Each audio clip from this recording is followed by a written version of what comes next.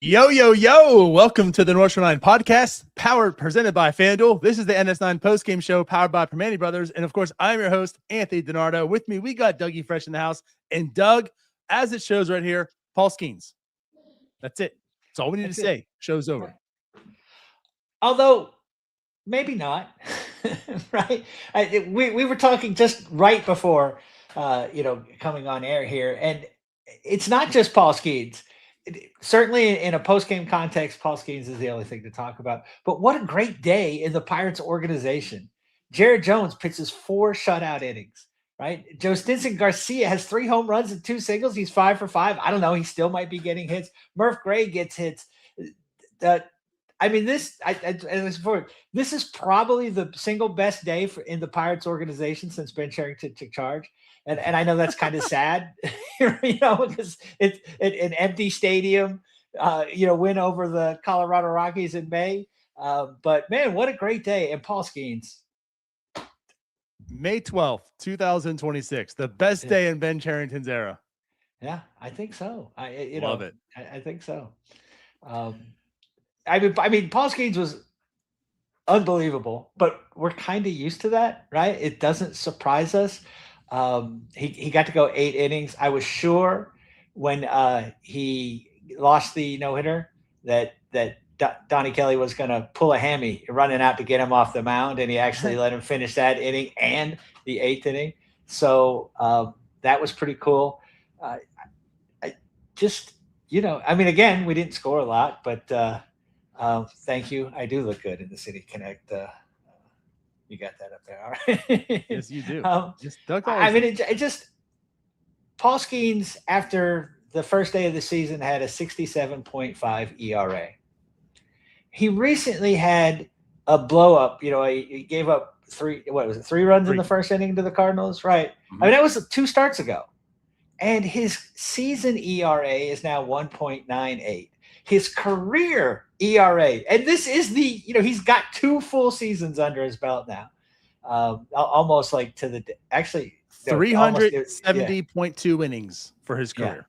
Yeah, right, and it's a career ERA of 1.97. Listen, we mentioned this a lot on this show. I'm quite old. I've seen a lot of people pitch. I've watched Greg Maddux. I've watched Pedro Martinez. I've seen Clemens. I've seen Verlander. I've seen Randy Johnson and Kurt Schilling and on it, Glavine, Smoltz, Teddy Higuera, a name you guys probably don't remember, but just Dwight Gooden and Rick Sutcliffe. I've seen Cy Young winners and Hall of Famers, and I've never seen anything. Pedro and Maddux were always the guys that I thought, no one's going to top what they're doing. Now, he has not done it for the length of time, certainly, that those 2 outstanding pitchers, but man, he's just, what's the pitching coach or the hitting coach tell those players? Good luck, right? There's no plan, because he might throw the splinter today. He might not. He might play everything off the fastball, or maybe he pitches forwards, he pitches backwards. How do you plan against him? It's cross your fingers and hope he's off or something. I'm rattling on here. I'm very excited. Well, you should be excited, Doug. It's a fun season. We're having a fun season, and we're seeing great things. Because as you corrected us last time I was on with you, you're actually, what was it, 107 years old? Is that what it was? 107. Right. 107 years old, and you're seeing the best pitcher that ever walked this earth right now in front of you. And that is Paul Skenes. I thought I'd seen it all. Thought I'd seen it all. Didn't think I could see. I saw Train pitch. People call him Alder Johnson. I call him Train because we go way back. You know what I'm saying? I've seen Feller. I've seen Koufax. I've seen Drysdale, Juan Marichal. I've seen some great pitchers. Bob Gibson. My goodness. And and here we are. This is just going to turn into an episode of name a pitcher. Name pitchers. Name a Hall of Fame pitcher. I could do it. Right. But yeah, Paul Skenes, it's just, and it's effortless. It's Doug, effortless. He is unbelievable. And he was having so much fun today. That was fun too. When they put the bunt down, and he's like, all right, I've struck out 6. You had to do something. It's just fantastic. Yeah. Again, he's got a 1.97 ERA and 370.2 career innings. You mentioned how the start, he gave up the 5 earned. He didn't even get out of the first inning through the Mets, and right away. And I mean, you can understand why. He won a Cy Young last year. He had Rookie of the Year before that. You give up 5 innings in 0.2, and some people are questioning, can he recover enough to win the Cy Young again this year? Like, is that going to be insurmountable to have a typical Paul Skenes season? And you can't expect him to have like a 1.97 ERA again, right? We had a 1.96 his rookie year, a 1.97. That just can't happen. And again, Doug, it's May 12th, and it's not just July. It's not that it's August that he finally got down near a 2 ERA because of that. It's May 12th, and he's already under a 2 ERA. And again, just 2 starts ago, he didn't have that great a start. You know what I'm saying? Like, he's thrown a clunker in there, and still on May 12th, has got his ERA under 2. Unbelievable. It's just amazing. And like you said today, he struck out the first 6 batters. He was doing everything. They weren't able to touch him. He had a no-hitter through the 7th. He actually had a perfect game until he hit Troy Johnson, a batter. He had to hit a guy to get him on base, which then he ends up, that guy gets out. Johnson tries to steal second. Henry Davis guns him down because Henry Davis has a monster of an arm. It's a robot back there, his arm.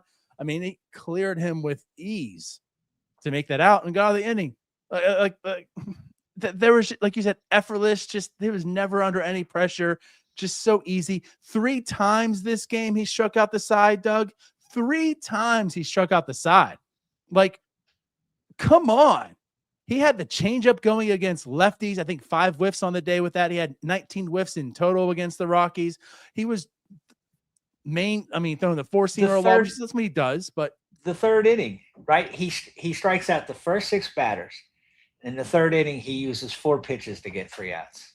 Yes. I mean, like, you know what I'm saying? You usually don't see that sort of, both skill sets, right? Like, strikeout pitchers, those are the guys, they go 3 and 2. They throw a lot of pitches and they get strikeouts.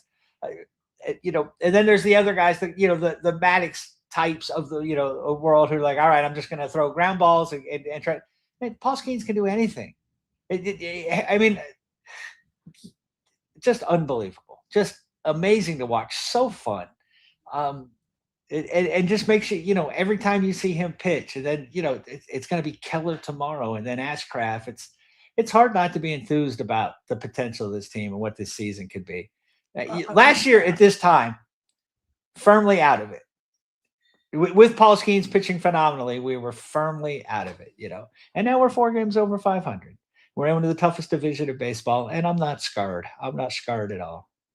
I mean, there's so many things you can look at this team and say, it's legit. Like, they're not here, and it is ironic. I mean, they're not in the top 3 in the division. This division's so good. I mean, everyone's 500, or I'm sure everyone's above 500 by a good measure.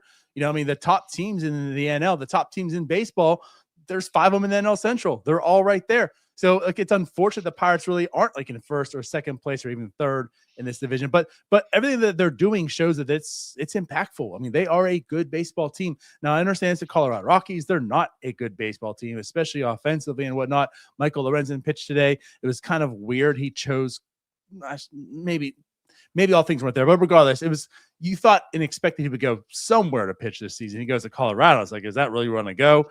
He comes in today.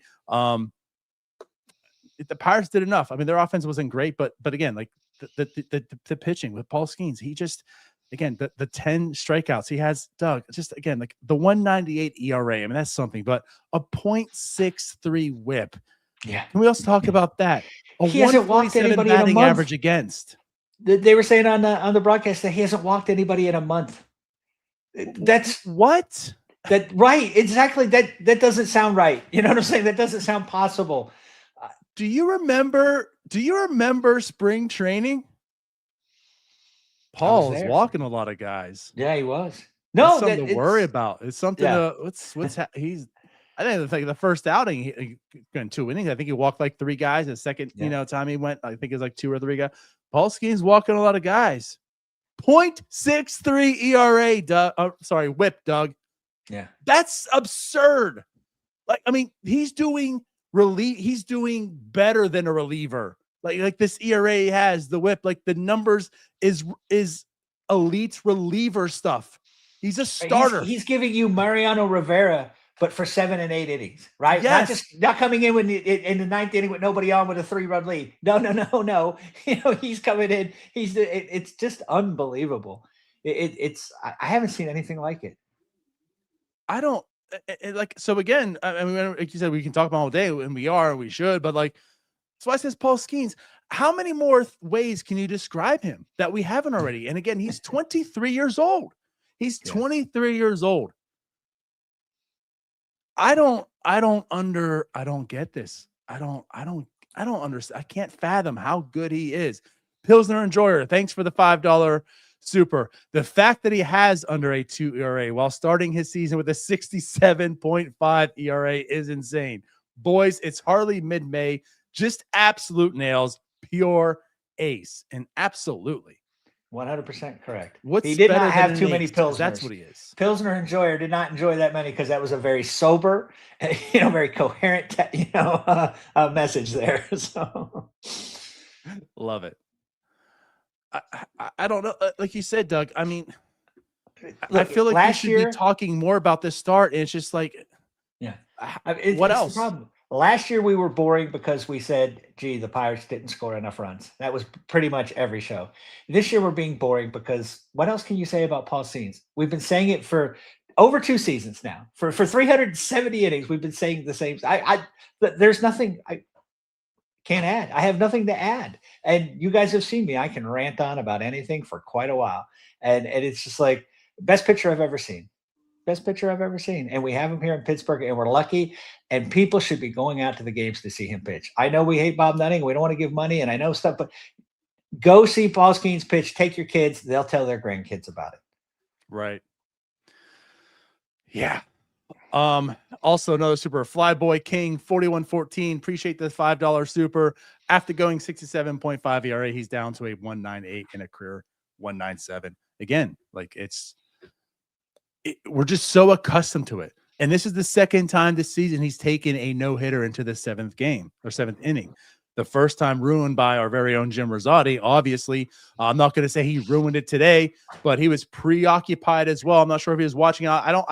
I'm not going to say Jim Rosati is not the reason that the no-hitter was broken up. It very well could have been. He was in Indianapolis watching down there. He might not have seen what was going on with Paul Skenes. He could have asked someone in the stands, hey, what's going on? And that's when he gave up the hit. But the second time this year as well, like, it's just like you said, like, it's just he's so good that you're just used to this type of stuff. So when he goes out there and gives you 7, 8 innings of 2 hit, 0-run ball game, 10 strikeouts, it's just like, well, Paul Skenes. Yeah. The only thing we worried about him is being yanked early, right? That's the only thing I was concerned. I'm like, oh, they're going to take him out now. Oh, they're going to take him out now. And they didn't. To Donnie's credit, I think he may have listened to our show on Sunday, and we discussed that, Paul Skenes is a better option in the 8th inning than anybody you have, than anybody in all of baseball. So, let him go. That's great rest for the bullpen for 2 days. They've added Boudoir, so who knows? Maybe things will perk up a little over the next couple, games. Yeah, and that's another thing. 98 pitches today, 68 for strikes. So again, he was efficient. He was throwing a lot of strikes. He does say, I mean, they had an off day yesterday. Basically had an off day today, except for Gregory Soto, which he made a little bit interesting towards the end. Thank God he did get out of it, but he does give up a run there. But yeah, it's almost like another off day for this bullpen, which, by the way, like, with it only being 3-0 against the Rockies. And again, Soto gave up a run. I wasn't really confident to trusting into the bullpen right now to win this game. So yeah, like, there's a little bit of like, Paul, you're doing your job, but it's also just 3 runs. So like, I do want to give you a little bit of length here because, like you mentioned, Doug, Paul Skenes a 3rd time through the order. I still trust a lot more than anyone not named Gregory Soto, who did give up a run today. Yeah. The bullpen's going to just bedevil us all year long.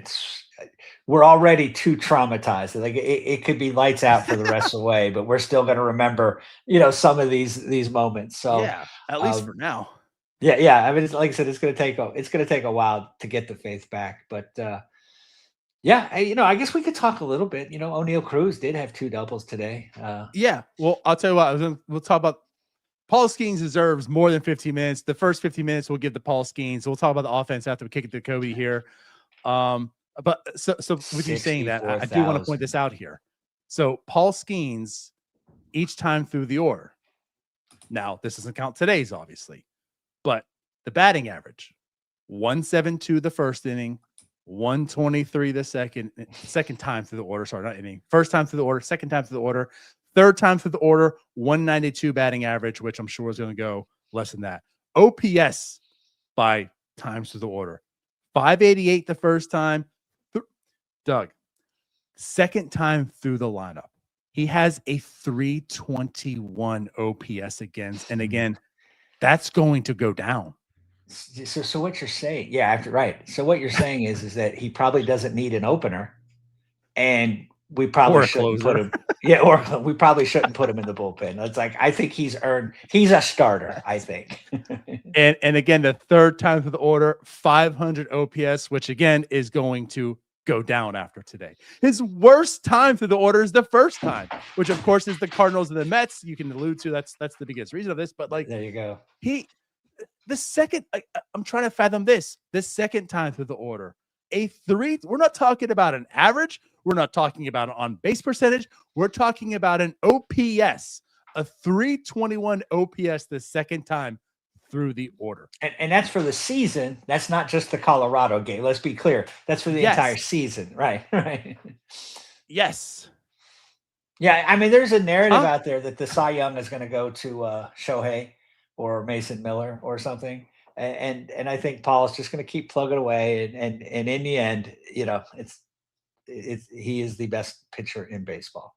Those other guys are very good. Nice stories. They're not.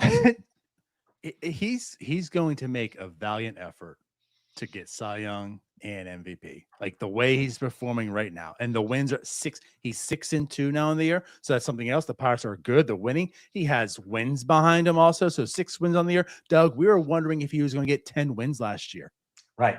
The 197 ERA. We're wondering if he was going to even get to 10. He's got 6 on May 12th. On May 12th, right. And by the time we get to the tailgate, he could very well have 10. I mean, that's crazy. That's June 13th. By June 13th, right. He could have 10 wins, right? And none of us will be surprised. No, right. I mean, he probably only has 4 more starts than us. He could certainly win all 4 starts. He could. All right. Well, anything else you want to add to Skenes before we do talk about the rest of the team? I guess.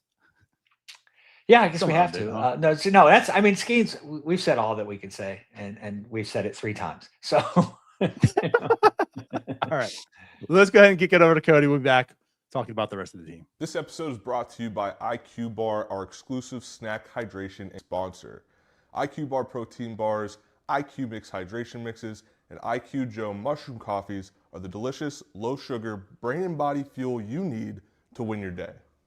The Ultimate Sampler Pack is a great way for you to try all IQ Bar products and flavors. You get 9 IQ bars, 8 IQ Mix sticks, and 4 IQ Joe sticks. All IQ Bar products are clean label certified and entirely free from gluten, dairy, soy, GMOs, and artificial ingredients. With over 20,000 5-star reviews and counting, more people than ever are fueling their lifestyles with IQ Bar's brain and body boosting bars, hydration mixes, and mushroom coffees. The Ultimate Sampler Pack includes all 3. My personal favorites so far have been the almond butter chip and the iced tea lemonade hydration mix. It's just really full of flavor. I love starting my day with it, and I couldn't imagine starting my day with anything else other than IQ Bar products. Right now, IQ Bar is offering our podcast listeners 20% off all IQ Bar products, including the Ultimate Sampler Pack, plus free shipping. To get your 20% off, text MLB to 64,000. That's MLB 64000. Message and data rates may apply. See terms for details. So, Doug, just put this out there. FanDuel right now currently has Paul Skenes favored for Cy Young. I mean, we're not surprised about that. But also 11th best odds for MVP, as I just mentioned, with plus 6,500. Not 64,000, Cody, but plus 6,500. All right. 6500. I want to add this because I don't think anyone's like surprised that Paul Skenes is that high and such, right? 13th right now, FanDuel, NL MVP, plus 8,000. Oneil Cruz. Like, he has a 13th best odds in the National League right now on FanDuel for being MVP of the league.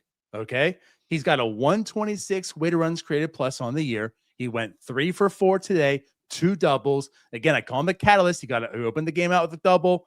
He ended up being, scored by Nick Gonzalez today, opened up the game. He got another double, was scored again was it Spencer Horwitz that drove him in the second time?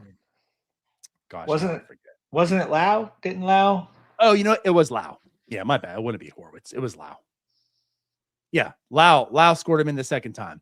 So he goes 3-4 today, 2 runs. He is. I know he had that slider. It was okay. What's happening now? We've seen this before. Had a hot start, then he starts sliding down a little bit, not playing as well. People were wondering if it's the end of Oneil Cruz. Well, Oneil Cruz 8 hits in the last 4 games. Yeah, made a nice catch in the outfield today. Just missed the one that would have kept the no-hitter alive. But yeah, I mean, I don't know what more can we ask for from Oneil Cruz right now. Right now, he's possible. It's possible that he could do more. But I'll take this all year long. And look, he is a big swinger. You know what I'm saying? Like, there's going to be he's going to have some slumps. But he seems engaged. He seems focused, and he's got 15 stolen bases. He scored. He's one of the top.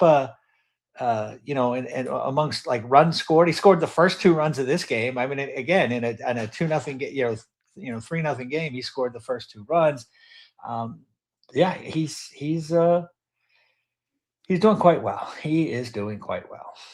Coming into this, he had the 6th most runs scored in baseball with 31. And like you mentioned, now he's at 33, which would be tied with Mike Trout, who had the 5th most. Now, of course, after today's games, this all could adjust. But again, he's scoring runs. He's finding ways to help out this team in many different ways. Again, I've dubbed him the catalyst.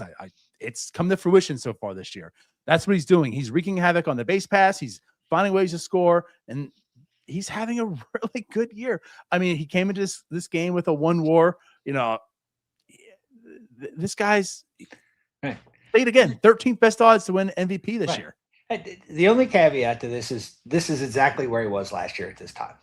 Sure. Right. This is where it started. It started with the firing of Derek Shelton. Right. We've documented that enough. He's still, like you said, the swoon started last year, this time he's got 8 hits in 4 games, so he doesn't look to be swooning quite yet. And like I said, he hasn't hit his ceiling. You know what I'm saying? I think he's got. That's 8. what's scary. Yeah, exactly. I mean, it's easy to believe that this guy could just go on a heater for a month, be National League Player of the Month type thing, where, he hits 10 home runs in the month, steals 10 bases, that sort of thing. He's exactly what we need. I love him in the leadoff spot. You and I have discussed this. I know we rarely get to do shows together, but I know, right?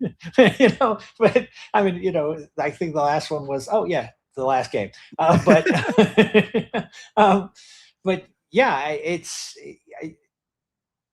exciting. I imagine it's tempting to push him down a little in the lineup, because of, 10 home runs, 8 doubles, and he's got a decent amount of RBI, and you're like, wow, with somebody else, with some guys on base, or that sort of thing, he could really. But the bottom of the lineup has done well enough, with Connor Griffin down there and Harwitz down there.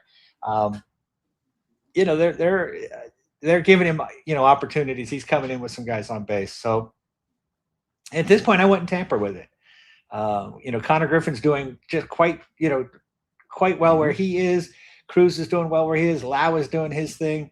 Reynolds is doing just enough, and again, we're hoping for, Brian Reynolds, June to come along. So yeah, why? And we're scoring runs. I mean, again, the results are, it's a deep, like Spencer Harwitz is playing nice. Nick Gonzalez, we talked about, that what would be enough just for the new guys to come in and do well.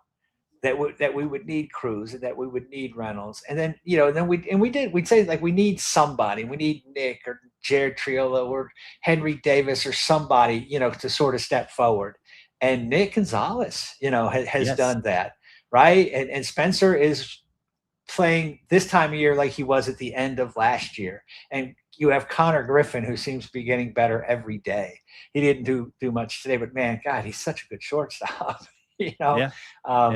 So it's, summer or winter of Ben, it's May 12th, 2026, the best day of Ben Cherington's career.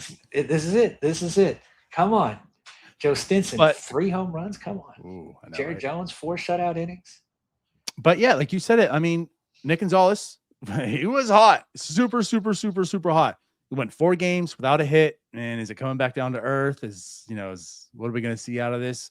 Of course, that's a time when Triolo's activated as well. Now, Now Nick Gonzalez, 3 games. He has 7 hits in his past 3 games. Like he's heated back up. Again, he had the RBI today that scored in Oneil Cruz. He was a big part of today, success. Spencer Horwitz, he's got a 6-game hit streak, a 133 weighted runs created plus on the year for him. So one thing I want to mention also too is like, yes, we did mention how, guys stepping up is going to be a big thing. And yes, like Nick Gonzalez stepping up, that has been huge for this team. Connor Griffin being as good as he has been since he turned 20 so quickly has been good as well, because you kind of thought like maybe his first year, he might just be like an average type hitter. I'm not saying he won't be, but he's not trending that way right now. He's on the up and up since then and has been looking like a good hitter. But it's not even just like the guys that you don't have expectations and finding one person. It's the guys that can be or had successful years last year and are even better. And that, like I said, like Spencer Horwitz, like he was the best hitter last year, 119 weighted runs created plus last year. He was solid. He's even better this year. Brian Reynolds has absolutely stepped up and been better this year. Oneil Cruz, that we talk about, has stepped up, and you've seen like the best version right now of Oneil Cruz so far, again, to date. But like the new guys that come in have been good. The guys that have been good have become good again and stepped up to the level beyond what they were even playing before. And yeah, guys like Nick Gonzalez step up. So this lineup is like, again, it's super deep. I mean, you look at this lineup 1 through 8. I guess Ozuna's a wild card. He has like a good 2 or 3 stretches and he falls apart. So I guess you can add him, but it's like 1 through 8, all guys are competent. It's until you get to the catcher, and Henry Davis is a stud of a catcher. So it is what it is. Well, I remember talking about this in the offseason. I remember saying like, look, this team isn't good enough to carry 3, sub 200 hitters, and they're not. They don't have to. They have 1 now, really, and that's Henry. And with the defense and the intangibles and the game calling and all that sort of thing. And Ozuna, right. But yeah. But Ozuna's been good in May, so there you go. Maybe he's snapping out of it. We'll see. He had a nice week in April, so we need to see some consistency there. The numbers need to come up. But right. I mean, you're good enough with what the other guys are doing that you can overcome what the lack of Henry Davis and Marcell Ozuna, right? For sure. Poor Joey Bart got hurt when he was just heating up, but he had started hitting, so. It's the lineup. It's good. Like Ryan O'Hearn's not hitting great here lately, but the other guys are picking him up. It's like say Cruz is turned it up a little.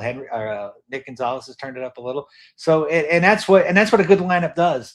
Nobody has all 8, 9 guys stay hot all the time. That's not how it works. You get a couple guys to carry you for this month, and 2 different guys the next month, that sort of thing, and a couple guys that are just consistent, slightly above average type guys. And it's a winning formula that they have right now. None of this seems fluky. This doesn't seem like the 20-8. This doesn't seem right.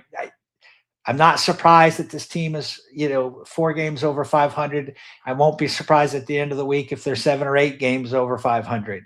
I think they could play with anybody. The starting pitching gives them a chance. They can play with anybody, and they just need to scratch out some runs sometimes that's all they do. A game like today where they scratch out 3, and then there's games where they scratch out 12. So yeah, man. Yeah. So again, good game.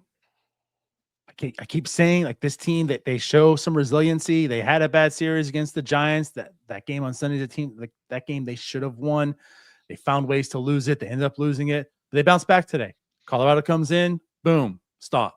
This team finds ways to stop the bleeding. The Cardinals one was long. That was a rough one, but they came back. Mitch stopped it afterwards. And again, like, I know you want to win the Giants series. They end up losing it 2 out of 3, but to come in today, they're back. Like, this team doesn't have those long stretches, and that's what's awesome. So let's do this, Doug. Let's go ahead and give away some sandwiches. The people are hungry. We've mentioned that one time. I don't think we've said, put in your hashtag Raise It. They know shame on us, I suppose. It's Paul Skenes Day. You just start. They know. When you see the show open up, you just start putting your hashtag Raise It during the game, because it's going to happen. And we've got the smartest chat in podcasting, so they know. And how I know we have the smartest chat? Because thanks for the $2 super pen. Doug is the sex symbol of NS9. That's how you know. So appreciate that. Also appreciate the gifted People Magazine's on the phone right now. I may get that cover after all.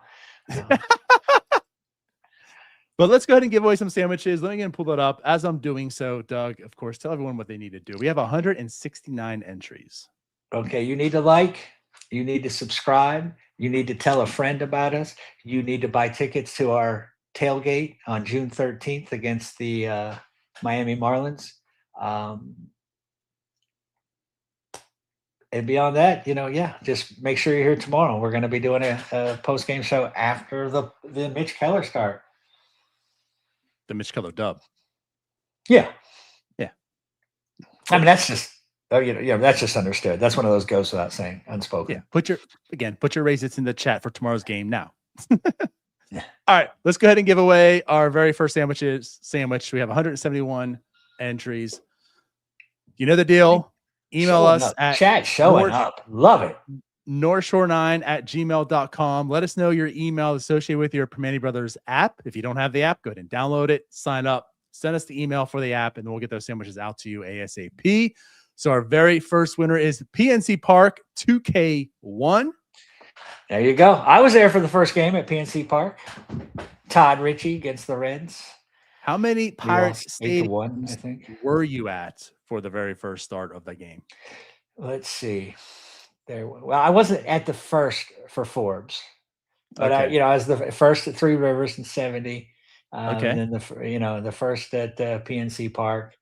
And I'm saying what we'll probably get a Paul Skenes Park in 20 years or so, and I'll be there for I'll be 128, but it's fine. Good to know. So 3 of them.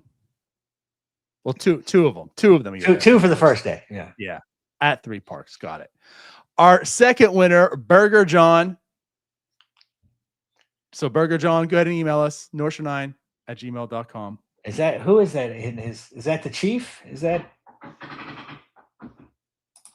Art Rooney in his I think so. Avatar? I think that's Art Rooney. So. R.I.P. The Chief Steeler. Yeah. I mean, but I think so. Why are you paying attention to the Dolphins? So Yeah. I love Mitch. Yeah, right. Same reason I'm paying attention to the Steelers, right? Yeah. But anyways, yeah. So congratulations to the 2 winners. Congratulations to Paul Skenes. I have nothing else. We out of here? Yeah. I mean, put it this way. I love Paul Skenes so much. I'm a little jealous of Livy Dunn. I'm just going to go ahead and say it. It's so he is so great. We're so lucky. Go see him pitch. Go if you can. Go see. If you can't see him at PNC, see him somewhere else. You're witnessing something rare, something unique. Embrace it. If anyone who knows, that's Doug. So take his advice here. Yeah. All right. We're out of here. Like Doug said, we got the link in the description below, or if you listen on the podcast, in the description on the podcast. But June 13th is our tailgate. Go ahead and buy your tickets. $10 preloaded value on them. We'll have a good time. I don't know who's pitching, but whoever it is, they're going to dominate. Hey, it could be Jared Jones as well. Like you mentioned, he had a good start today. He might be back by the end of May, with as that. Ben says, and he looks like he's tracking. So this pitching might get even better. We'll see you guys later. Bye-bye. All right, that wraps up this episode of North Shore 9. Thanks so much for tuning in. Whether you're listening on the podcast or catching us on YouTube, if you enjoyed the show, please give this video a thumbs up and don't forget to hit that subscribe button if you haven't already. It really helps us grow. And if you're listening on the podcast, a quick review goes a long way in helping others find the show. Plus, be sure to tell a friend about us. There's always room for more here in the NS9 community. And for those looking to support us a little more, consider joining our Patreon, become an MVP member, and get exclusive perks while helping us continue to bring you more of the Pirates content you love. Thanks again for all your support, and let's go Bucks.